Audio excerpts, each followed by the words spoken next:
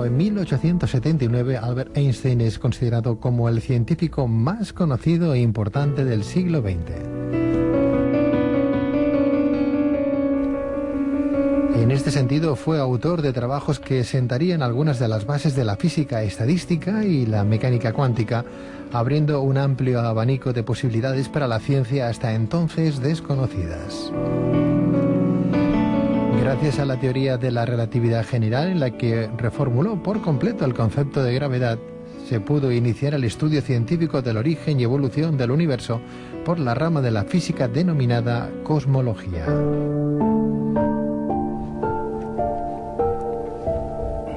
Asimismo, dentro de dicha teoría, la velocidad de la luz aparece como una constante física fundamental. Sin embargo, un reciente experimento del Centro Europeo de Investigación Nuclear podría llegar a demostrar que existen partículas que pueden viajar a una velocidad superior a la de la luz. En este contexto, y según un sector de la física, de ser ciertos los datos obtenidos, la teoría de la relatividad de Einstein quedaría cuestionada y habría que buscarle una alternativa.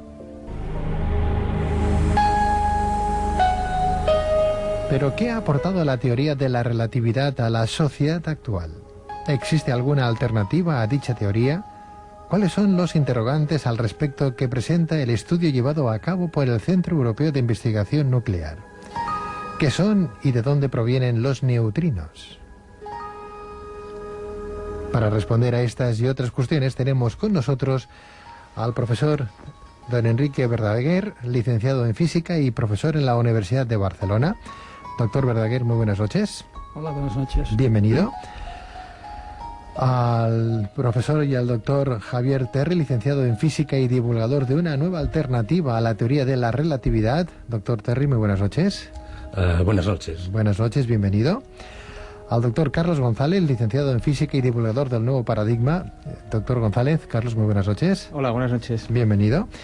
Y a Kim Densalat, escritor e investigador. Kim, muy buenas noches. Hola, buenas noches. Muy buenas noches.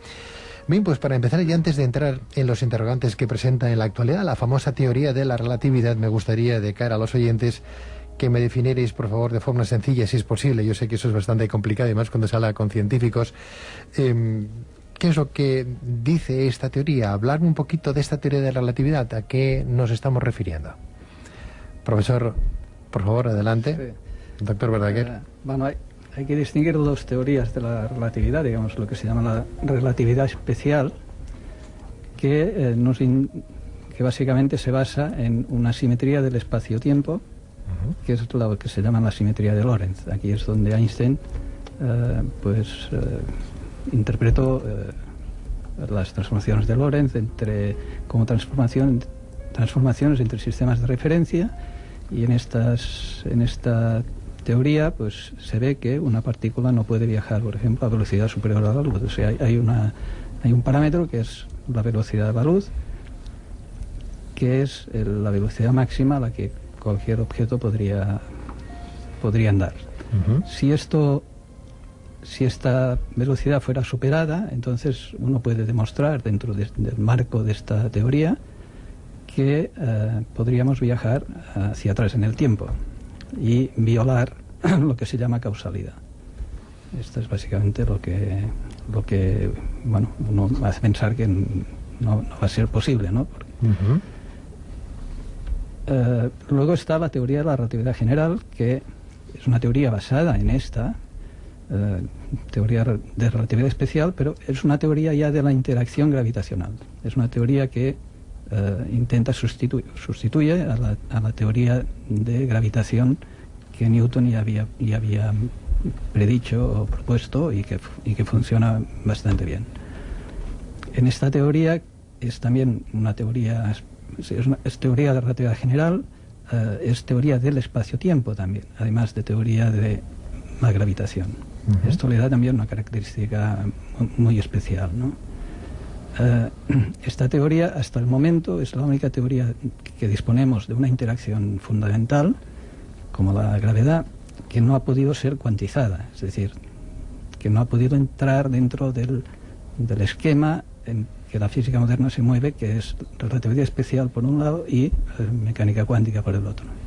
las demás teorías de la física están todas,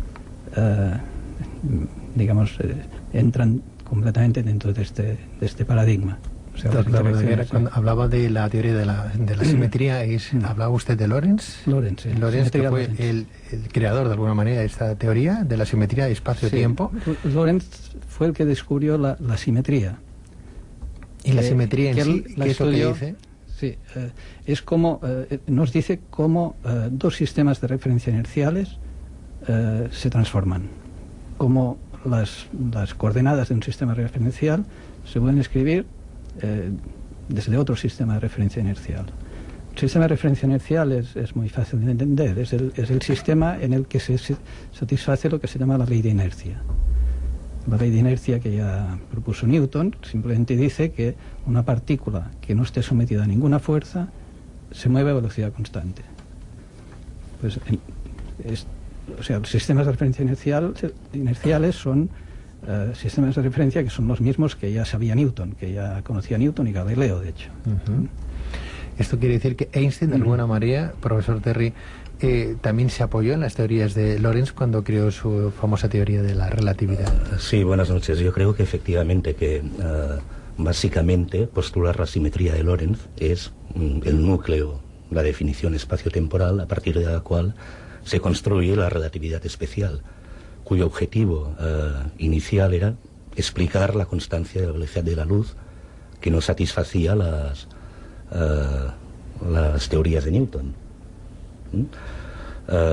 Pero si una teoría montada sobre las transformaciones de Lorentz, que es la relatividad especial, genera un problema que es la paradoja de los gemelos. O sea que, aparte de que el experimento de CERN refutaría empíricamente, por ser una velocidad mayor que c, la constante de la velocidad de la luz, refutaría empíricamente la relatividad especial, yo creo que hay un tema que está por encima de esto, que es que si una teoría es contradictoria, no puede ser cierta, no puede ser admitida. Y luego, lo que decía antes, para explicar la constancia de la velocidad de la luz, se impuso la simetría de Lorentz. La pregunta es, ¿hay algunas otras ecuaciones de transformación que preserven constante la velocidad local de la luz, que no sean las de Lorentz?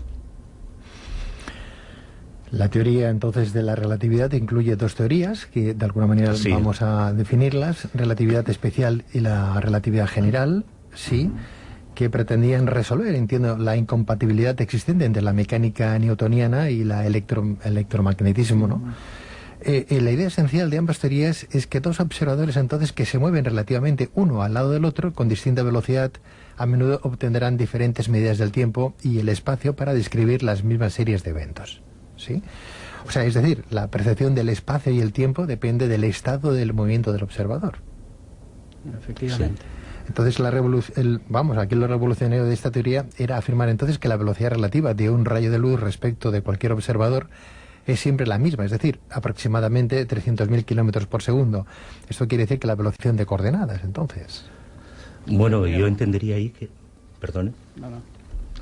Entendería ahí que las transformaciones de Lorentz fueron postuladas precisamente para explicar lo que usted acaba de decir, que la velocidad de la luz fuera invariante para cualquier observador, ¿no?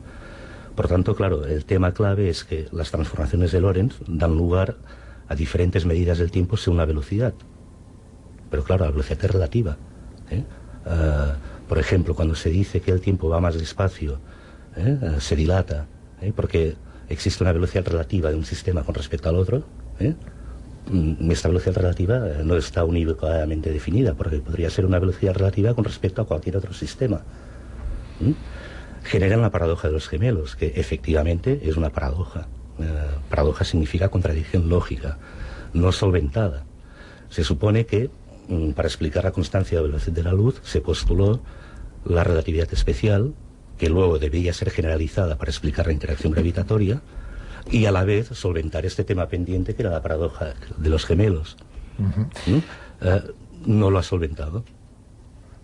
Ahora estaríamos en una paradoja entonces, entre la teoría de la relatividad de Einstein de 1905 a los nuevos descubrimientos hoy, ¿no? En esta instituto nuclear, ¿no, Carlos, profesor González? Bueno, yo pienso que hay que ir siempre a la esencia de las cosas. Como decía Einstein, que una buena teoría la tiene que entender mi abuela.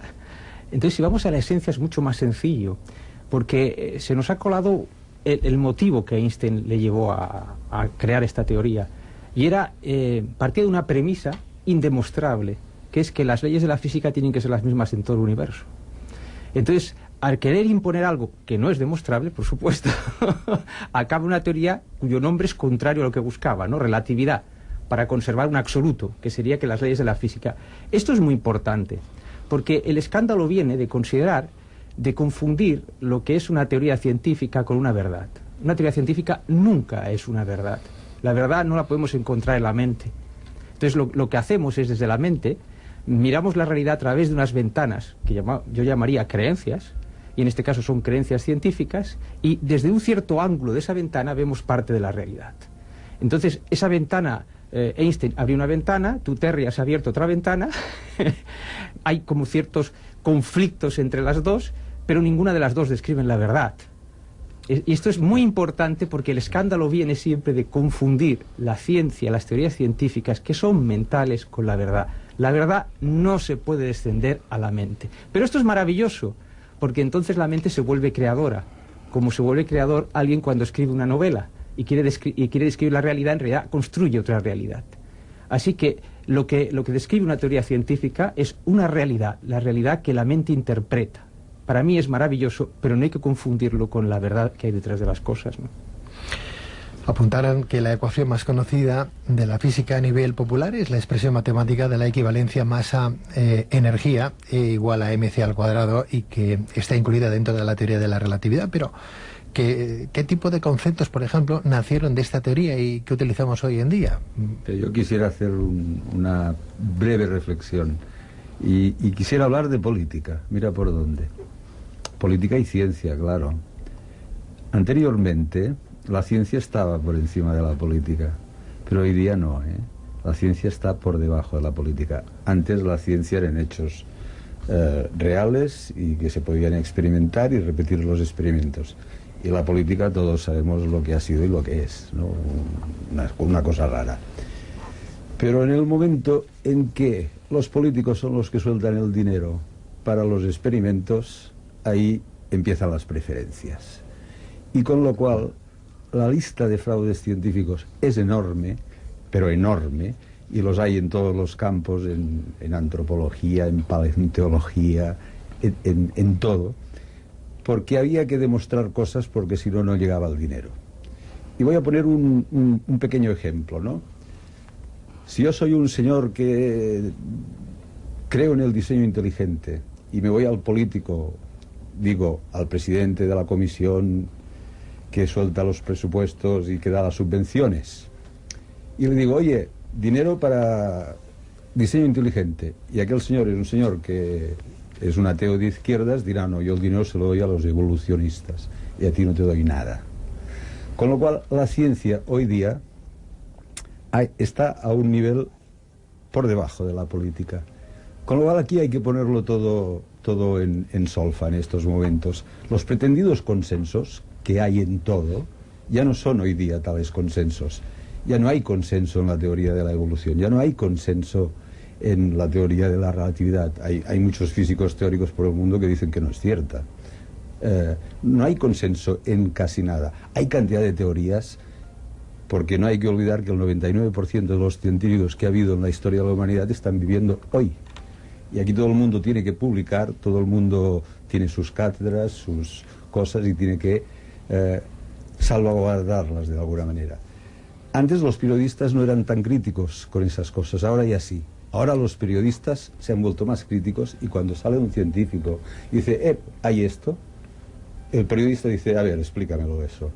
Por ejemplo, yendo al experimento ese del CERN, el periodista ya dice, a ver, me estás diciendo que un neutrino que se ha lanzado 700 kilómetros tan solo, lo cual supone 0,0003 segundos. La distancia es mínima. Explícamelo, sí. Cómo lo has medido eso y tal y cual. O simplemente estás aquí generando una cosa, soltando una noticia para que lleguen más fondos para hacer experimentos.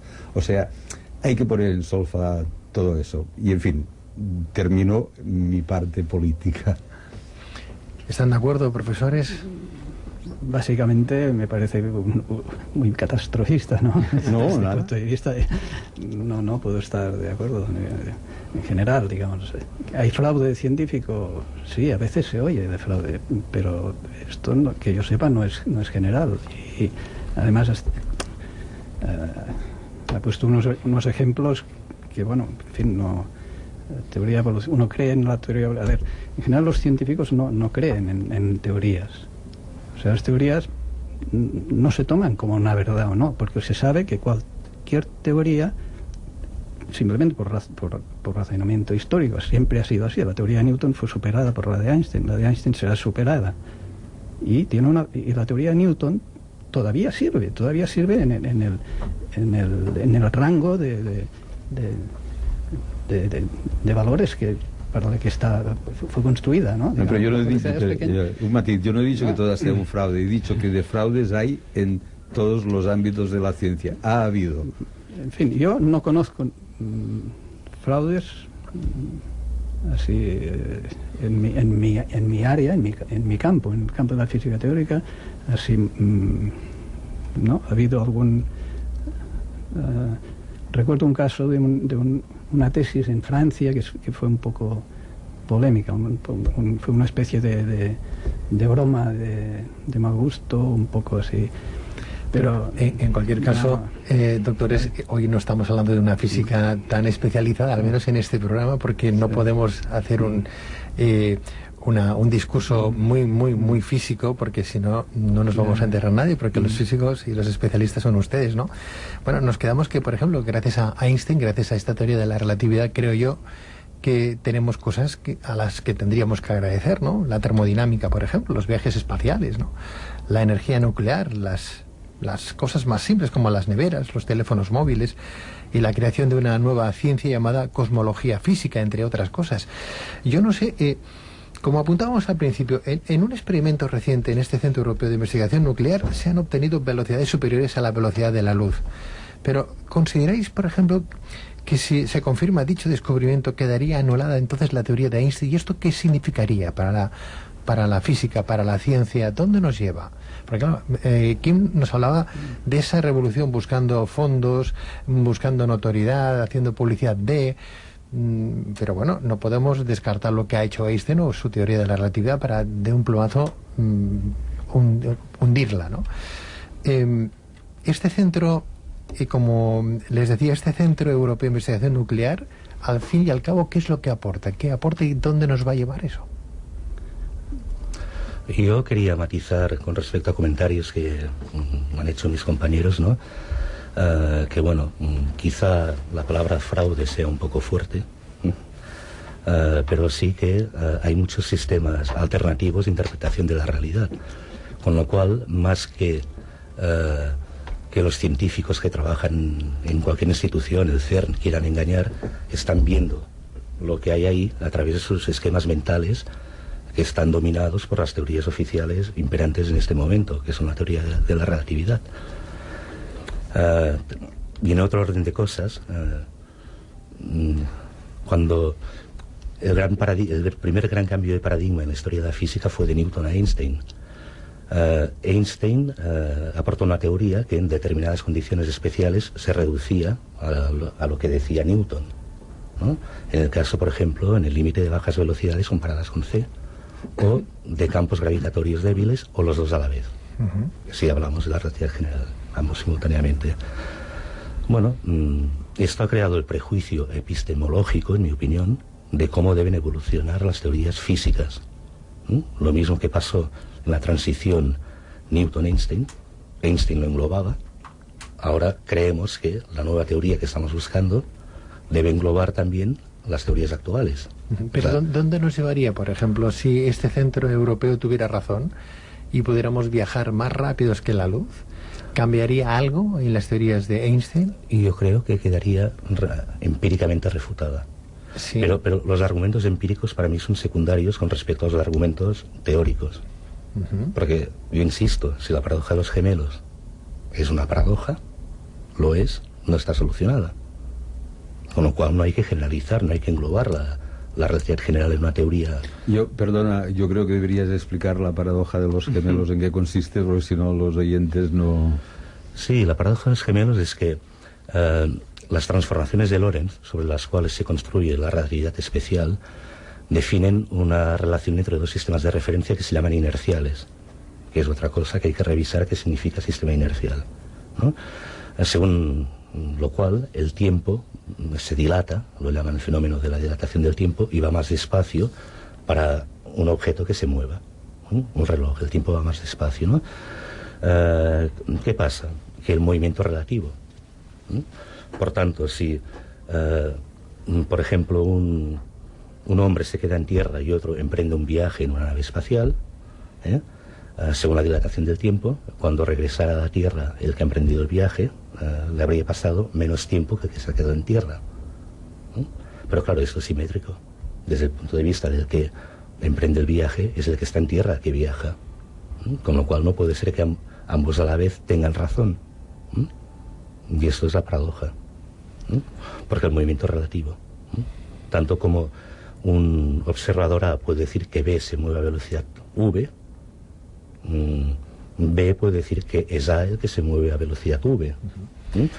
Por tanto, claro, no es posible que cuando se vuelvan a encontrar entre sí, ¿no?, los dos digan que el otro observador, el tiempo ha pasado más despacio. Es una contradicción. No obstante, Carlos, profesor González, está el mundo como revuelto, ¿no?, últimamente, en base a estos descubrimientos. Pero la gente se queda a lo mejor con lo más superficial, ¿no? Evidentemente que falta más teoría científica, más datos científicos que no empíricos, y bueno, yo no sé aquí la física cuántica cómo entraría, porque como sabemos que el observador también puede modificar la lectura o los datos obtenidos, pero claro, la gente se queda, ahora vamos a poder viajar en el tiempo y meternos, construir una nave interplanetaria e irnos para atrás, por ejemplo, o irnos hacia adelante, no lo sé, ¿no? O ir mucho más rápidos, pues caramba, a lo mejor podemos aterrizar en otra galaxia o en otro planeta de forma rápida, como aquel que se va de picnic el fin de semana. Bien, esto lo estamos reduciendo a la mínima expresión, pero es el rumor popular de la gente que no sabe física, es lo que experimenta, un poco es lo que nos han vendido. De todo eso que hay ahí ahora, de todo ese revuelo, ¿con qué nos quedamos? Vamos a sintetizar, por favor, Carlos. Sí, bueno, primero que antes has hablado de un plumazo, ¿no? Y de hecho Einstein lo que hizo con un plumazo, decía que su laboratorio era su pluma, y de un plumazo amplió las teorías de Newton, ¿no? Y eso fue muy sano. Por lo tanto, será muy sano ampliar también la teoría de la relatividad. Sí, pero un pequeño matiz solo. Yo me parece, corregidme si me equivoco, que tuvo que recurrir al matemático Riemann para que le formulase la teoría, porque él no sabía cómo hacerlo. Era Riemann el que había hecho una geometría de espacio curvo. Y cuando se hubo terminado de formular la teoría, el mismo Einstein dijo, no lo entiendo ni yo. Pero fíjate que eso le da mucho mérito, porque él... Esto es muy importante, ¿eh? Él no estaba en una universidad, estaba en una oficina de patentes, estaba solo. No imagínate un equipo, eso es normal. Y ahora tú dices, hombre, es que él recurrió, pero es normal en un equipo. Eso no le quita méritos. No se los quito. No. ¿Sabes realmente cuál es la revolución científica? Que todo el mundo ha oído hablar de la medicina alternativa, pero no sabe que en Internet hay también una física alternativa, una biología alternativa. Y hay muchos científicos que, como Einstein, estando fuera de la universidad, aquí tenemos a uno, a Terry, ¿no? Lo único, si me permite, es una crítica, a lo mejor es ignorancia, ¿no? Yo, por ejemplo, hay otro científico alternativo, Rafael López Guerrero, que creo que lo habéis entrevistado aquí. Entonces él ha formado como una universidad popular a través de Internet y está en contacto con científicos alternativos de todo el mundo, y entonces puede cotejar, ¿no? Entonces, esta red de cotejar entre científicos que la universidad tiene, en el campo alternativo es vital e importante, porque eso mismo que decías tú, que el cerrajón que ven todos desde la teoría de la relatividad, también te puede pasar a ti desde tu propia teoría. Entonces, sería muy interesante que el mundo alternativo, y sería una riqueza para la universidad que existiese ese mundo alternativo y le diese cancha, sería una verdadera riqueza, ¿no?, se organizase como está haciendo Rafael López Guerrero, y entonces pues tiene las mismas posibilidades que la universidad, ¿no? Pero esa universidad es toda la Tierra, y Y entonces cotejar las teorías es muy, muy importante y sustancial. Pero no me gustaría, Carlos, que nos fuéramos de la pregunta base, Sí. ¿no? Lo del rumor popular, con lo que se queda la gente. Doctor Verdaguer, ¿podremos viajar más rápidos en el tiempo si esta teoría se convirtiera no en una teoría, en un hecho probado? Bueno, es que no sé de qué está hablando de una teoría alternativa. De ir más rápidos que a la velocidad de la luz y poder hacer viajes en el espacio, en el tiempo, mejor dicho. Esto en principio, a ver, este experimento del CERN ha estado muy criticado. En general, los científicos, honestamente, piensan que no es correcto, seguramente. Seguramente dentro de 1 año o 2 años ya nadie hablará porque se habrá repetido el experimento de otra forma y se verá que no es así, ¿eh? De todas formas, a ver, podría haber partículas que van a velocidad mayor que la luz. Mire, ahora estoy leyendo justamente una tesis doctoral que se va a pasar la semana próxima, en las que unas personas estudian una ampliación de la teoría de la gravedad en la que hay lo que llaman un éter. Este éter define un sistema de referencia inercial. En este sistema de referencia inercial privilegiado, la velocidad de algunas partículas podría ser superior a la luz y no entraría en contradicción con Einstein, con nada. Está todo basado en el marco de la teoría de la gravitación de Einstein. Es simplemente poner un nuevo campo. Lo que antes se llamaba éter, yo quizás ahora le llamaría que el espacio vacío tiene una estructura, en definitiva, lo cual también se desprendería de la desviación que propuso Einstein para explicar la desviación de la luz, que el fotón no tiene masa, pero en cambio el campo gravitatorio lo afecta. ¿Lo afecta por qué? Porque distorsiona el espacio. Pero para distorsionar el espacio tiene que tener algún tipo de estructura. Si no tiene ninguna estructura, no hay distorsión posible. Con lo cual, si te saltas la estructura del espacio, ya puedes viajar más deprisa que la luz. Eso son evidencias, en definitiva. No obstante, ¿quién cree que...? Yo quería apuntar al respecto, si me permiten, ¿no? Sí. Que el hecho de que puedan existir velocidades superiores a c no implica necesariamente viajar hacia atrás en el tiempo. Si consideramos que hay gravedad, el tiempo va a distinto ritmo en distintos puntos del campo gravitatorio. Como una velocidad es un cociente, una razón entre una longitud y un tiempo, si por ejemplo las longitudes permanecen invariantes, las transversales, por simetría simétrica, y los tiempos pueden variar, ¿no? Eso significaría entonces que ese experimento, si se llevara a cabo en un lugar en el espacio donde no hubiera gravedad, ¿sería posible? No, en ese sentido el tiempo, si no hay gravedad, no discurre a distintos ritmos en distintos puntos, ¿no? Porque un neutrino exactamente, doctor Verdaguer, ¿qué es? No, neutrino es una partícula que no tiene carga y interacciona básicamente solo bajo lo que se llama la fuerza débil. La fuerza débil es una de las 4 fuerzas, digamos, está la fuerte, la débil, la electromagnética y la gravitatoria. Y estas partículas se pensaba hace unos 20 años que no tenían masa. Luego se descubrió que sí tienen masa, tienen una masa muy pequeña. Y esto hace que de hecho hay tres especies de neutrinos, y estos neutrinos cuando viajan sufren lo que se llaman oscilaciones, cambian de especie, digamos, en este viaje, ¿no? Y de hecho este experimento del CERN pretendía medir el tiempo de estas oscilaciones, o la longitud básicamente de estas oscilaciones, ¿no? Para ello, estos neutrinos no interaccionan prácticamente con la materia. O sea, por ejemplo, del Sol, ahora en este momento, aquí en esta habitación, en este estudio, nos están llegando del orden de 60.000 millones de neutrinos por segundo por centímetro cuadrado. O sea, estamos bañados de neutrinos y no nos enteramos. O sea, cruzan en nuestro cuerpo. Sí, y cruzan la Tierra. Por ejemplo, hay fotografías, entre comillas, de estos detectores de neutrinos. Los detectores de neutrinos tienen que estar muy al centro de normalmente están en minas para evitar que los rayos cósmicos contaminen, pero son muy difíciles de detectar, ¿no? Entonces son experimentos delicados.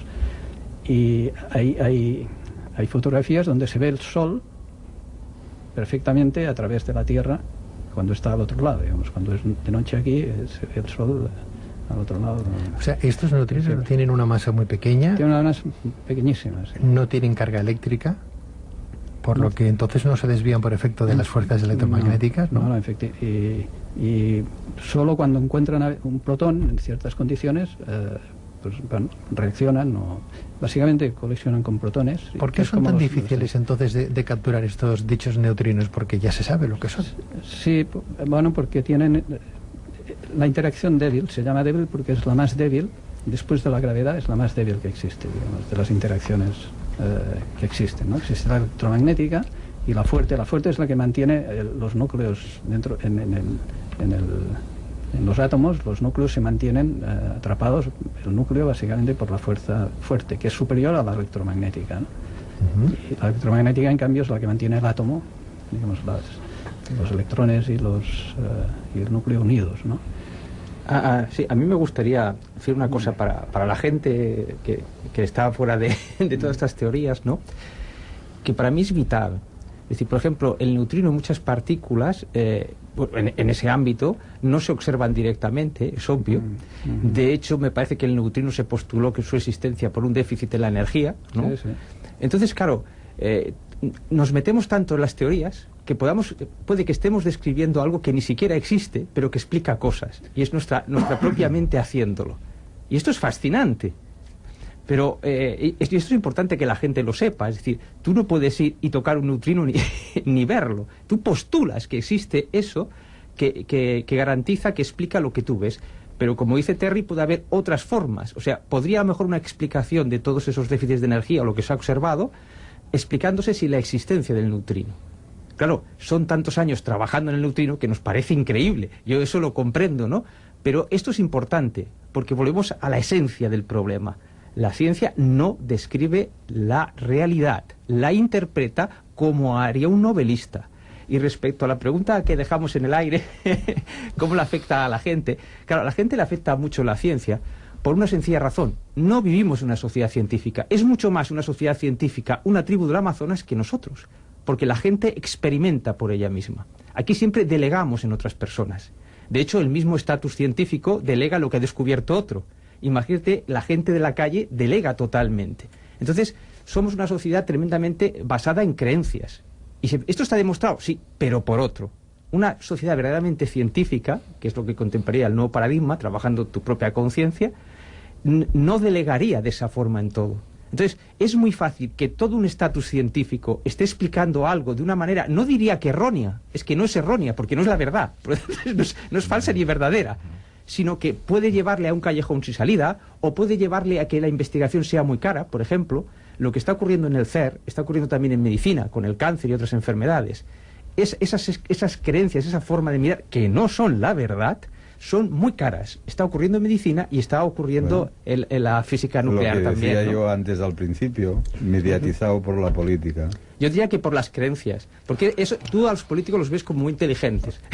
No, yo más bien creo que son las creencias imperantes, ¿no? Yo me refiero precisamente a que antes, por ejemplo, había los sacerdotes, ¿no? Sí. Y la gente estaba tranquila porque veía a esos señores que iban vestidos de negro y dicen, bueno, estos son los que hablan con Dios, ellos sabrán, ¿no? Entonces, ahora este papel lo han asumido los científicos, ¿no? Sí, sí. Y entonces, bueno, estos saben de qué va la cosa, ellos sabrán, ellos ya nos cuidarán. Y esto es una realidad. Tú dices que la sociedad no es científica. No, yo creo que sí, que más que nunca, porque los científicos han tomado el papel de los sacerdotes. No, perdón, es cientifista. No nos entendemos. Vale. No. Científico, mira, es muy sencillo. Yo que he sido maestro 24 años, el espíritu científico es matado por el cientifismo. El espíritu científico es que todo alumno tiene que salir con ganas de investigar, porque la investigación no tiene por qué ser cara. Hay tantas cosas que investigar en tu propia vida, y entonces ese espíritu científico es matado, y la creatividad también en las escuelas. Entonces los que inventan son unos pocos, y delegamos siempre. Por eso la democracia no es real, es el mismo problema, porque hemos delegado, cuando hay cantidad de cosas que podemos hacer por nosotros mismos. Cada uno somos una fuente de conocimiento. Esta es la revolución científica que viene. Cada uno es una fuente de conocimiento, aunque no tenga un gran laboratorio para investigar. Permitirme, yo creo que tenemos un gran laboratorio para investigar cada uno de nosotros ahora que hablas de esos nuevos paradigmas. Y a mí me gustaría, ya que tengo a expertos en esta materia, doctores consagrados en física, al margen de Quinten Salá, que es como yo un periodista que lo que intenta es aprender de todos ellos, ¿verdad? El laboratorio que tenemos muy cercano es nuestro propio cuerpo. Claro. ¿Verdad? Que dicen que es un universo dentro de un macrouniverso, ¿no? ¿Algún día la ciencia, la física, descubrirá o intentará demostrar la existencia, por ejemplo, del alma? Pregunta que les hago a nuestros especialistas, ¿no? Porque hay una energía que nos envuelve, dicen que es el campo aural, ¿no? Somos energía electromagnética también, tenemos ahí nuestros polos positivos, negativos, nuestros átomos que dan vueltas, partículas que se relacionan con otras y que en la distancia uno puede enviar un mensaje telepático, por ejemplo, y no sé por qué funciona. Quiero decir, algún día la física, por ejemplo, ya que estamos tan enfrascados en este tema, podrá dar explicaciones a ciertos conceptos que a veces ahora se atribuyen como paranormales. Escucha, doctor Verdaguer, permítame un momento aquí. No sé, los fenómenos paranormales, de momento, que yo sepa, no ha habido ningún experimento digamos, científico en el que se hayan comprobado de una forma fehaciente. Pero el ser humano, tiene un halo de energético. No creo. Por supuesto, porque realmente entre los campos electromagnéticos que crean nuestro propio corazón, el cerebro, o sea, el halo existe. Pero esto existe en cualquier, digamos, que tenga vida, ser, por supuesto. Bueno, cualquier. ¿Qué quiere decir este halo? No, quiere decir que como nuestro conocimiento está sesgado, ojalá un médico supiese lo que sabe un físico. Ojalá, porque fíjate, la idea que tiene un médico tradicional del cuerpo físico es absolutamente 100 años o 200 años por detrás de la que tiene de la materia un físico teórico. Entonces, si vemos el cuerpo físico como materia, ¿cómo es que un físico teórico está hablando de universos paralelos, de otras realidades, de dimensiones, y el biólogo y el médico con el cual nos jugamos nuestra salud no? Pues porque tenemos un conocimiento disgregado, porque es una sociedad cientifista. Este es realmente nuestro problema gordísimo que tenemos. Entonces, es necesario... ¿A través de lo material? Yo pienso que no, por ahí no. Bueno, debería entonces ser como una especie de experiencia mística. Hay gente que ha visto a la Virgen y otros no se lo creen, pero aquella persona ha visto a la Virgen, por ejemplo, ¿no? Quiero decir que es algo muy particular, es un credo es como la religión, nadie ha visto a Dios, pero todo el mundo cree en Dios. No, pero estamos siempre en la gran pregunta. Sí. ¿Solo hay materia o hay materia y hay espíritu? Depende. Ahí está la gran pregunta. Ahí va mi pregunta para los especialistas, ¿no? Porque estamos perfilando de tal manera con partículas que no se ven, que no se aprecian, que están ahí, que atraviesan nuestro cuerpo, y otras cosas tan esenciales que son las con las que palpamos y vivimos de forma diaria, pues nos olvidamos de ellas, ¿no? Doctor Verdaguer, doctor Terry. Sí, pero estas partículas se miden. En cambio... ¿Quién mide, por ejemplo, el amor, doctor Verdaguer? En cambio algo tan básico. Sí, se lo puedo preguntar a usted, ¿quién mide? No, se lo pregunto yo. No, claro, es que esto no entra dentro del rango de que yo... Claro. Que yo entiendo, digamos, ¿no? Claro. Esto es nadie... O el halo de que hablaban antes, ¿no? ¿Quién lo mide esto? No. A ver, en principio en la ciencia solo... Pero doctor, sí que lo miden. El doctor Korokov, de la Universidad de Leningrado, lleva muchísimos años midiéndolo. Y es un doctor en física, muchísimo. ¿Midiendo porque los campos, tiene una máquina que mide los campos electromagnéticos del cuerpo humano. Vino aquí a dar conferencias. El problema es que estamos desunidos. Este es el problema. Luchamos, no nos escuchamos, ¿no? Nos encerramos en nuestras propias teorías, ¿no? Fíjate, acabas de dar el nombre de un doctor, pero es que hay otro doctor que aquí le hemos comentado muchas veces, e incluso si en su momento pues se le entrevistó al doctor Emoto, ¿no? Que venía hablando de cómo puede llegar a cristalizar una molécula de agua en un momento determinado, si somos el 80% agua, y a veces nos irritamos y nos enfadamos y no sabemos por qué, y resulta que él ha demostrado científicamente que la misma agua de la misma botella separada en habitaciones totalmente estancas, a una le pones una música estridente y a otra no, una cristaliza con puntas y la otra de forma redondeada. Bueno, eso nos viene, él venía a demostrar que igualmente si a nosotros nos hablan con cariño y tenemos una buena armonía, etcétera, pues nunca nos vamos a enfadar, va a ser todo muy suave. Sin embargo, si nos hablan de forma crispada, nos vamos a alterar y nos vamos a enfadar, ¿no? Si somos el 80%, algo de relación tendrá este hombre ahí, digo yo. Bueno, a ver, aquí habla de este experimento. Claro, el agua para que cristalice, las moléculas para que cristalicen necesitan un punto, digamos, un inicio en algún... Entonces es posible, digamos, yo no sé, no entiendo este tema, pero es posible que si emite frecuencias, pues con sonido muy, muy estridente, etcétera, pues bueno, esto sí que provoque ciertos remolinos, lo que sea, y posibles puntos de inicio de la cristalización, ¿no? No sé. Pero cuando ya extrapolas esto a que a un humano hablándole más tranquilamente, etcétera, no sé si ya puedo extrapolar aquí. Pero doctor, ¿verdad que no hay cosas que son más de sentido común que no, a veces no es el más común de los sentidos el que se aplica, ¿no? Si a usted le hablo de forma estridente, usted se va a enojar, se va a irritar, se va a molestar y algo en sus células le van a inquietar. 3/4 de lo mismo. ¿Por qué no se estudia esto, no? Yo, por ejemplo, hago muchas veces cruces, y permitirme, corrígeme si me equivoco, Carlos, por favor, que tú estás muy metido también en ese campo. Vamos al médico porque tenemos una depresión o tenemos una ansiedad y necesitamos ayuda psicológica y mental. Y el psicólogo nos receta que vayamos a un psiquiatra. El psiquiatra nos valora, nos estudia, todo eso bajo que solamente conocemos el 20% de nuestra mente. El psicólogo y el psiquiatra solo conocen el 20% de nuestra mente, solo un 20%, es como hablar de teorías, porque el 80% se desconoce. Entonces nos dejamos influir por lo que dice aquel señor, que solo conoce de nosotros ya ni tan siquiera el 20%, conoce el 20% de lo que es la mente, pero no el 20% de nuestra capacidad. Y nos dejamos llevar, y aquel señor parece que tenga la panacea en sus manos, la ciencia. Bueno, tendrá la panacea, la psicología, cuando conozcan el 80% de la mente humana y solamente no puedan resolver el 20% restante. Pero es que hoy están en paños menores. Con lo cual, no sé si estamos hablando de lo mismo o no, desde otro grado y otra escala, ¿no? A lo mejor somos demasiado cientifistas en un momento determinado cuando no deberíamos de serlo. Es que hemos confundido conocimiento con sabiduría. La sabiduría integra el conocimiento y le da sentido.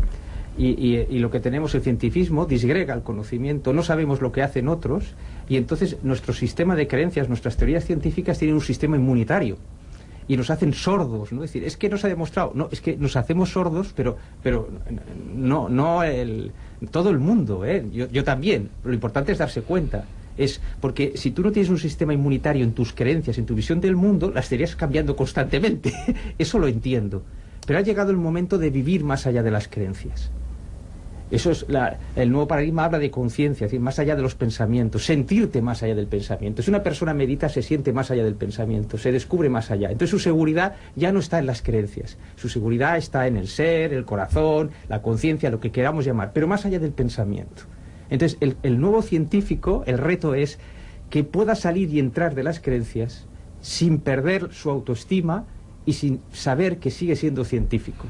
Esto para mí es como una higiene, falta esta higiene. El espíritu científico, cuando se aplica, uno tiene que conocer las teorías de otro, dedicar un tiempo que no puede dedicar a la suya por pura higiene.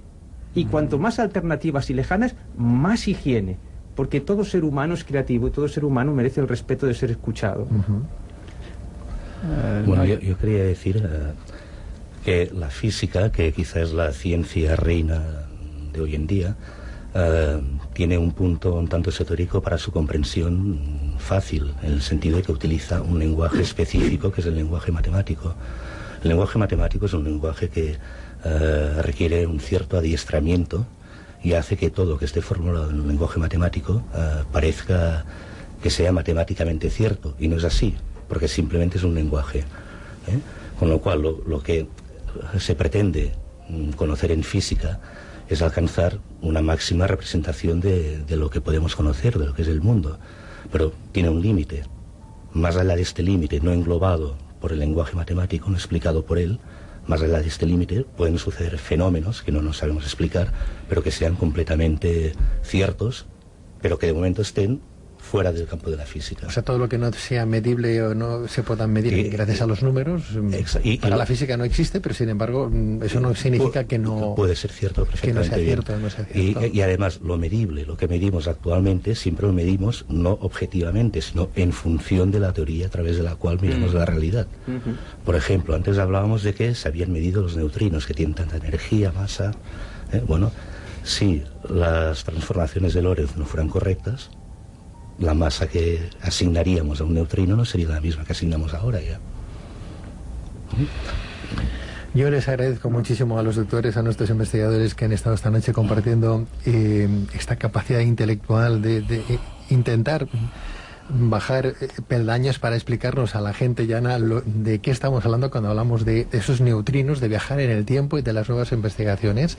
Yo les agradezco de verdad que hayan estado con nosotros en Luces en la Oscuridad, al doctor Enric Verdaguer, licenciado en Física y profesor en la Universidad de Barcelona. Doctor Verdaguer, muchísimas gracias. Muchas gracias a usted por invitarnos. Gracias, un placer.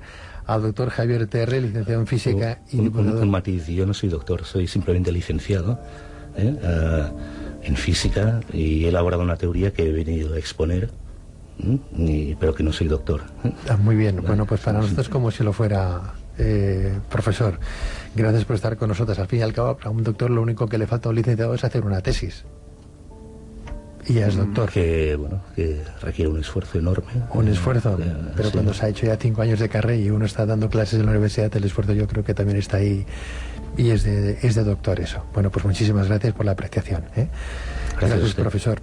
Al doctor Carlos González, licenciado en Física y divulgador del Nuevo Paradigma, y yo diría que también ahora, antes lo decíamos al principio, como su último trabajo en libro se ha convertido ya en documental, ¿verdad?, que dará la vuelta al mundo, pues felicidades. ¿Cómo se llama ese fantástico libro y documental? Bueno, el libro es 23 maestros de corazón, un salto cuántico en la enseñanza, y el documental de momento se llama Entre Maestros, está en producción ahora mismo. Y vamos una idea fundamental del documental es sembrar en las escuelas ese espíritu científico. Pues gracias, Carlos, por estar con nosotros, doctor González. Gracias. Gracias a ti y a todo tu equipo. Gracias, muy amable. Y a Kim Densalat, escritor e investigador. Kim, gracias. Gracias a vosotros. Hoy hemos estado en minoría, Ha sido un placer. Igualmente, gracias. Muy buenas noches. Buenas noches. Buenas noches.